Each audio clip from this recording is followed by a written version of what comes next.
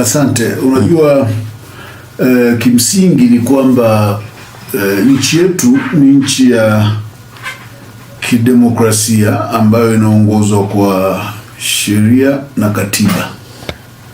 Kwa hiyo mamlaka yoyote au mtu yoyote anapofanya jambo lolote lazima liwe na msingi katika kanuni, sheria au katiba. Lakini ukiangalia muundo wa jeshi letu la polisi, jeshi la polisi ni kamili kisheria jinsi lilivyo, na limekamilika kwa namna yake ya utendaji, uendeshaji na uwajibikaji.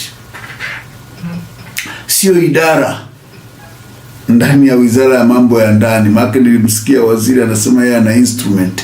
Yaani alikuwa anazungumza kana kwamba anaiangalia jeshi la polisi kama kitengo hivi labda cha mawasiliano ambacho anaweza kumsummon IGP na kumpa maelekezo kama anavyoelekeza mfanyakazi wa kawaida. Ile ni makosa. Kwa hiyo kimsingi agizo lile linagusa mantiki ya kikatiba. Nchi yetu katika ibara ya 18, nchi yetu katika katiba yetu ibara ya 18 ya katiba ya Jamhuri ya Muungano wa Tanzania 1977 kama ilivyokuwa ikibadilishwa, ukisoma pamoja na kile kifungu cha 20 moja, lakini vile vile ukasoma na kifungu cha 30 cha katiba, vyote kwa pamoja utaviona kwamba katiba kwanza inatambua haki ya kutoa maoni. Pili, inatambua haki ya kukusanyika.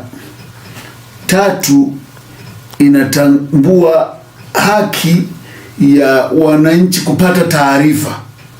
Kwa hiyo yani mtu anapokuja na taarifa mbadala anakosoa kwamba kitu hichi kinachokwenda sivyo, sio jambo la kuona kama ni uadui au ni taharuki. Kwa hiyo ni jambo ambalo linalindwa kikatiba na ni haki ya kikatiba. Kwa hiyo uhuru wa kutoa maoni na kujumuika na kushiriki katika shughuli za kisiasa ni haki za kikatiba na sio hisani za mamlaka, katambi au kiongozi wote wa Chama cha Mapinduzi. Sio hisani.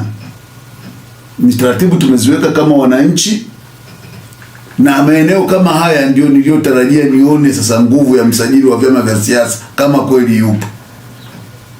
Kama kweli chocheo kina mtu na hiyo ofisi na mtu, ndio eneo tulilotarajia sasa tuone, kwa sababu huyu mtu ana agizo la katambi, sio tu lina frustrate haki za wananchi kujumuika, kufurahia demokrasia na kueneza sera zao kwa vyama vya upinzani, lakini moja kwa moja linaingilia shughuli halali za vyama vya siasa kinyume cha sheria. Lakini tukumbuke, ukisoma vile sheria ya vyama vya siasa kuanzia kifungu cha 11(1)(a), 11(1)(b), 11(4), 11(5), vyote vinaeleza taratibu na namna ambavyo vyama vya siasa vina privilege kufanya mikutano ya hadhara, kufanya maandamano. Maana sasa hizi watu wengi wanafikiri labda maandamano ni uhalifu. Maandamano sio uhalifu, ni haki ya kikatiba na ni moja ya free speech, ni it's a freedom of expression. Mtu akiandamana, hata akisema anaandamana miezi mitatu bila ukomo, ili mradi kuandamana kwake kule ni kueleza hisia zake. Hariziki na uongozi, hariziki na hatua za kiutawala, hariziki na hatua za kiuchumi, hariziki na jambo fulani, hariziki na unyanyasaji unaofanyika kwa namna yoyote, iwe wa kijinsia, iwe wa kidemokrasia. Yoyote anapoandamana ni haki yake, au kukutana ni haki yake ya kisheria, sio uvunjaji wa amani kama ambavyo wengi wetu wanajaribu kutafsiri au wamejaribu kutafsiri. Lakini kuna kitu nimesikia agizo vile vile analolitoa mheshimiwa huyu ndugu yangu msomi Katambi, ambao nadhani amejielekeza vibaya, labda kwa kuwa na muda wa kufanya cross reference ili kujielekeza sawa sawa kwenye vifungu vya sheria. Yeye hana mamlaka kwanza ya kumwagiza IGP kutekeleza, hana hiyo mamlaka. anaweza akamshauri, yani kama ambavyo raia yoyote unaweza kaloji complaint. Kama yeye anaishwa, nafikiri si sawa sawa, anaeja akailoji kama complaint, ifunguliwe jalada ili polisi ijiridhishe kwa taratibu zake, sio kuagiza akiwa amesimama bungeni kana kwamba yeye ndio rais wa nchi. Mtu pekee anayeweza kuviagiza vyombo vya ulinzi na visalama kwa tamko vya ulinzi na usalama ni Rais wa Jamhuri ya Muungano wa Tanzania. Otherwise polisi inajitegemea, inatekeleza majukumu yake kwa sheria yake, muundo wake. Wizara imejilink kwa sababu ya civilization, budgeting, sera, ili kuona kwamba angalau sera zinapotungwa au mipango inaweka ya polisi ni ya kuangalia, yani ile ku-civilize polisi, link ndio inaokuja pale ya wizara, lakini sio ya administrative, yani kwa kwamba waziri wa mambo ya ndani sasa IGP yuko chini ya waziri wa mambo ya ndani. Sio kweli, sio kweli, wala haapi kutii wala utii kwa waziri ya mambo ya ndani. Kwa hiyo waache kuleta vurugu kwenye mfumo wa utawala na kuleta taharuki bila sababu za msingi. Lakini ni wajibu wa IGP kulilinda jeshi yake na kulinda heshima yake. Lazima aone namna ya hasira ya wananchi walionayo dhidi ya polisi. Sio polisi wote wabaya, lakini baadhi ya matendo haya ambayo mara nyingi CCM inakimbia, inapobanwa kisiasa, inakimbia nyuma ya polisi afu inawatanguliza polisi wawashambulie na risasi na mabomu wapinzani. Kwa hiyo ile sio nzuri. Polisi wakatae, wawaambia kina Katambi, wao ndo wana serikali, wanajua walivyojiweka, wanajua walikopata kura zile 95%. Ujuzi ule waliotumia kupata kama mtu anaunga mkono na 98%, wanahofu nini kuja kuambia wananchi kwamba wasiwasikilize Chadema? Kinachofanyika sicho, badala yake wanarukia mambo ambayo ni kinyume cha sheria. Kwa hiyo Katambi hana mamlaka yawe ya kisheria au ya kikanuni kumwagiza IGP kufanya jambo fulani. Lakini vile vile sheria, hakuna mahali sheria inamtaka IGP kutoa ruhusa au vibali. Hana hiyo mamlaka. Hilo ni eneo la OCD wa mahali. OCD wa mahali ana taratibu alizowekewa kikanuni na zinazoeleweka ambazo anaweza akasema jamani msifanye. Anaona Mwabukusi anasema ninaandamana kwenda kumuua B kwa sababu namchukia B ni mchawi, atazuia. Kikundi A kinaandamana kwenda point B chenye mlengo A.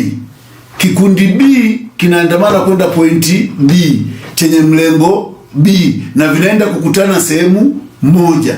Yale ndio maeneo polisi nasema hapana, hapa kunaweza kuwa na mgongano na uvunjifu wa amani, kwa sababu kwanza nyinyi watu mnakinzana, lakini hamwezi kwenda kuandamana mkakutana wote njia panda. Watu ile happen pale OCD ndipo anaposema wewe uliyepanga kuandamana tarehe 10 utaandamana tarehe 13. Wewe uliyepanga kuandamana tarehe 11 endelea na maandamano. Ndio utaratibu, lakini sio kwamba kunatokeza tu agizo moja la jumla, yani watu wamekaa tu sehemu nchi nzima tu wakasema hakuna watu wangu watu wasifanye mikutano, watu wasifanye maandamano, watu wasifanye nini. Ule ni uvunjaji wa katiba na sio sawa kisheria.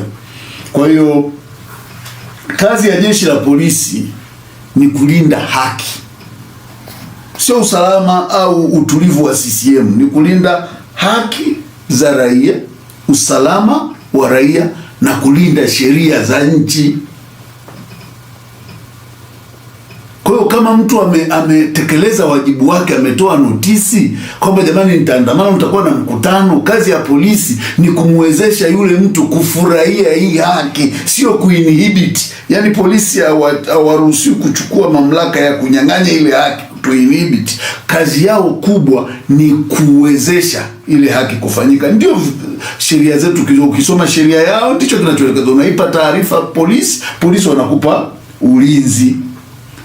Kwa hiyo agizo lililotoka ukisoma kifungu ukiondoa vile vya 11 ukaenda vya 20 kifungu cha 20 kwenye sheria ya vyama vya siasa, lakini vile vile ukaangalia mfumo mzima wa utaratibu, utakuja kugundua kwamba hata yale mamlaka yanayompa mandate kwamba waziri anaweza akasimama bungeni akatoa tamko, sio tamko la namna hii. Ni tamko kuhusu jambo ambalo liko katika himaya yake. Kwa hiyo sio tamko ambalo ni kama anatangaza vita au anatangaza hali ya hatari. Hata rais angetoa tangazo la namna hiyo angelazimika kwenda bungeni kwa ajili ya kupata ridhaa ya bunge. Kwa hiyo sio bwana Katambi tu anakaa sehemu anasimama bungeni anajaribu kutoa tamko, nchi iendeshwe kwa matamko ambayo tamko kubwa linalonyang'anya haki za kiraia. Kwa hiyo kuna wajibu wa namna mbili. Mwananchi ana haki ya kukataa kutii agizo haramu linalokiuka sheria na katiba, na IGP ana wajibu wa kulilinda jeshi la polisi. Nadhani kwa hizi siku za karibuni amesikia namna wanavyotaka kusukumiwa hata yale mauaji, kama alisikiliza, hata yale mauaji ya Oktoba. Hawa wanasiasa waliokuwa wakiwasukuma polisi, ukipitia ile taarifa, ukisikiliza taarifa ile ripoti ya Chande, ni kwamba sasa wakaanza kusukumiwa. Ndio maana unasikia kila mtu hata kama alipewa silaha, matumizi ya silaha ni askari husika. Kwa hiyo nataka niwaambie askari wasikubali kuendelea kutumika. Wamekwisha uona moshi, moto utawawakia. Kwa hiyo jambo kubwa na la msingi la wao kufanya ni wakatae na warudi kwenye uweledi, wawaambie wanasiasa wakajibu hoja za kisiasa majukwaani, sio kuliingiza jeshi kwenye mambo ya siasa. Sawa. Tumeona pia kabla ya tamko hili, tumeona waziri wa mambo ya ndani alitoa taarifa kwamba ametenga milioni 100 kwa ajili ya watu kumsaidia kuleta taarifa za watu ambao wanapanga kuvunja amani. Unadhani sasa kuna shida kwenye nini mpaka wizara inatenga fedha kwa ajili ya watu wapeleke taarifa? Nadhani yote ni kuonekana kukosa kuwajibika. Ya Katambi sio mtaalamu wa kujua uvunjaji wa amani, sio jukumu lake, lile ni jukumu la polisi. Ndio maana wako pale wanasomea, ni taaluma na ni matumizi mabaya ya pesa. Kama polisi, mimi naona polisi wanahangaika mishahara midogo, wengine ration, wengine nini. Kama kuna hizo hela, kwa nini zisiongezwe kule kwenye pocho za polisi na askari ili waweze kufanya kazi yao kwa utulivu? Haya, yeye apelekewe, yeye ni nani? Yeye ni DCI? Yeye ni RCO? Yeye ni OCCID? Yaani mchakato wa kisheria unataka mambo yaende kisheria. Hawa wanafanya hivyo tu kwa sababu wanataka kutafuta watu tu wa kuwabambika kesi na kuumiza wananchi. Mimi nadhani kikubwa ni tuzingatie uweledi. Kama tunafikiri tatizo ni pesa, wape polisi pesa za kutosha na waambie fanyeni kazi kwa uweledi, msifanye kazi kwa kama kweli kuna mhalifu mahali, fanyeni kazi yenu. Pesa hizi, wape pesa za kutosha, wape posho za kutosha, wape hamasa ya kutosha. Wewe unachukua hela kwanza kuonga wananchi waje walete taarifa. Hiyo ni rushwa, sio hata sio motisha, ni rushwa na yenye nia mbaya. Kwa kitu kikubwa tunachomwambia, kama wana hela, hela ipelekwe kwenye jeshi la polisi na polisi wasaidiwe. Mimi nilichotarajia nimsikie kutoka Wizara ya Mambo ya Ndani ni kutueleza matokeo ya utekaji ambao tulifikiri ni kwa sababu ya uchaguzi yamerudi kwa kasi, watu wanatekwa kila siku. Hatujapata statement yoyote kutoka kwa mtu mwenye dhamana, lakini badala yake anakuja leo anakuambia kwamba anatoa sijui milioni ngapi sijui wametenga kwa ajili ya mtu atakayepeleka taarifa. Atakayepeleka taarifa kwa Katambi ni nani kwenye upelelezi wa jeshi la polisi? Yeye afanya kazi zake za kisera. Hizi kazi za kitaalamu waachie wataalamu. Kama kuna tatizo katika mafunzo, basi akawape hiyo skill alionayo kule chuoni ili wakitoka wawe wamekamilika. Mawaziri wetu wanatokana na vyama vya siasa. Kauli zao haziwezi kutenganishwa na vyama wanavyotoka kwa sababu tayari wana mgongano wa maslahi. Ndio maana tunataka jeshi la polisi ling'olewe, lisihusike kabisa.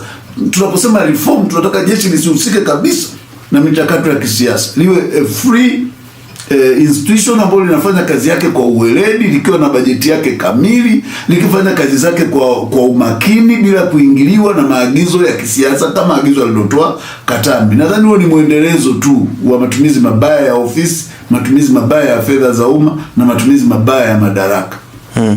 Na hili pia kwa kuongezea, jana alitamka kwamba saizi watu wote ambao wanafika kwenye vyumba vya kulala, nyumba za wageni, wawe na kitambulisho cha NIDA.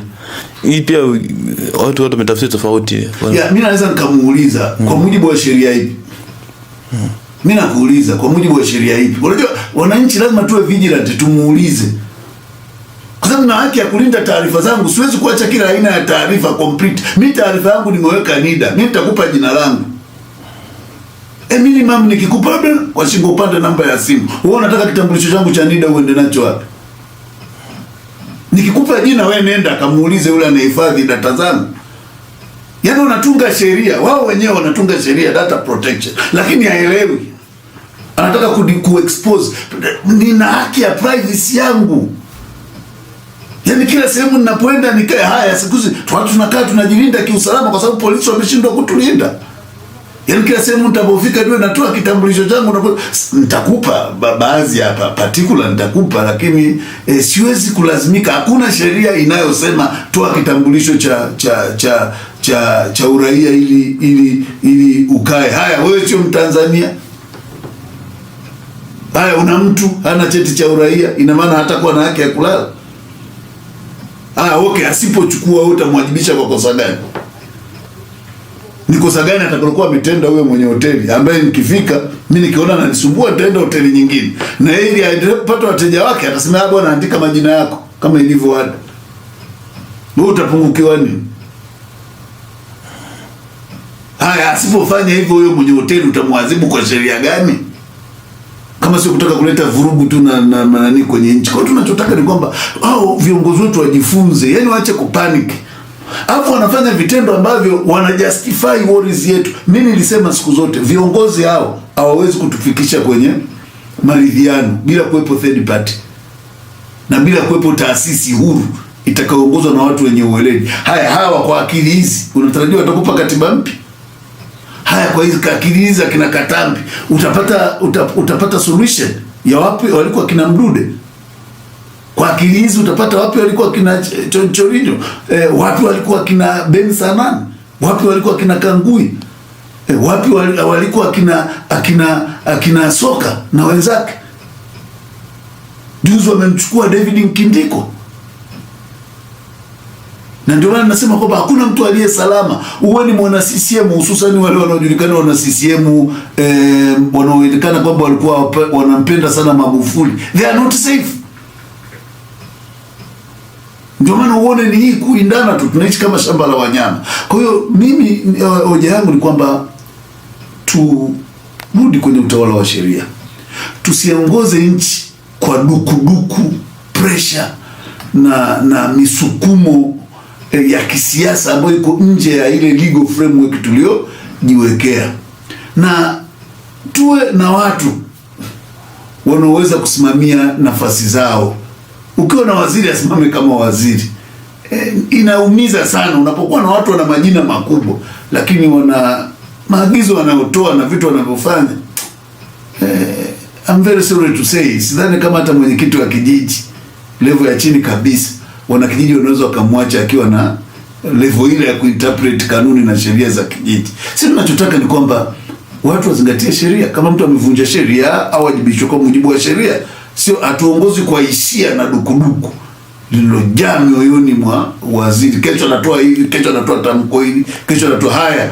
Wewe unasema leo watu watoi. Kuna mtu ameondoka amesafiri saizi, hayuko kwake wala na hiyo kitambulisho cha uraia, na maana huyo mtu asilale hotelini. Haya, ana leseni. Hana kitambulisho sasa cha uraia, ana leseni. Atakuwa amefanya kosa gani? Kwani leseni sio kitambulisho? Haya, hana kitambulisho cha uraia, hana leseni, ana passport. Hicho sio kitambulisho. Ndio nasema mtu asikurupuke. Yaani mtu anakurupuka utafikiri mtu amechomewa pilipili darini kwa hiyo amedondoka kwa bahati mbaya. Unapokuwa kiongozi, yani tafakari, unapotaka kuzungumza kitu kinachogusa haki za watu, kama hujijui vizuri, mwambie mtu ngoja tulifanyie kazi. Kwa hiyo hilo naweza nikasema tu kimsingi ni kwamba matamko yote mawili, hilo la pili ndio ultra vires kabisa. Ndio maana nimekuuliza, haya mwingine hana vyote, ana cheti cha ndoa, utamtambua? Haya watambulisho, wanafunzi wenye vitambulisho vya chuo, ana cheti cha uraia, haya anacho cha chuo tu, hata lala sio kitambulisho. Haya mwingine vyote hivyo hana, na barua ya mtendaji wa kata kwamba huyu ni raia wangu, ametoka huko anasafiri kwenda huko. Yaani unajua we are trying to go to little things, tukijaribu kuionyesha tunafanya kazi, lakini kimsingi hatufanyi kazi. Tunaleta vurugu katika nchi. Hii ni nchi inaongozwa kwa mujibu wa sheria na kanuni na katiba. Kwa hiyo mimi nadhani wananchi wana wajibu, moja wajibu ni kukataa kutii maagizo ya hovyo kama ya Katambi ambayo hayana msingi kikanuni, hayana msingi kisheria, hayana msingi kikatiba. Mimi nadhani ni wakati sasa polisi anapotekeleza ashtakiwe kwa jina lake binafsi, kwa sababu hatuwezi kutumia mawakili wa serikali wanaosafirishwa kwa posho na kodi za wananchi kudefend watu wanaovunja sheria na katiba.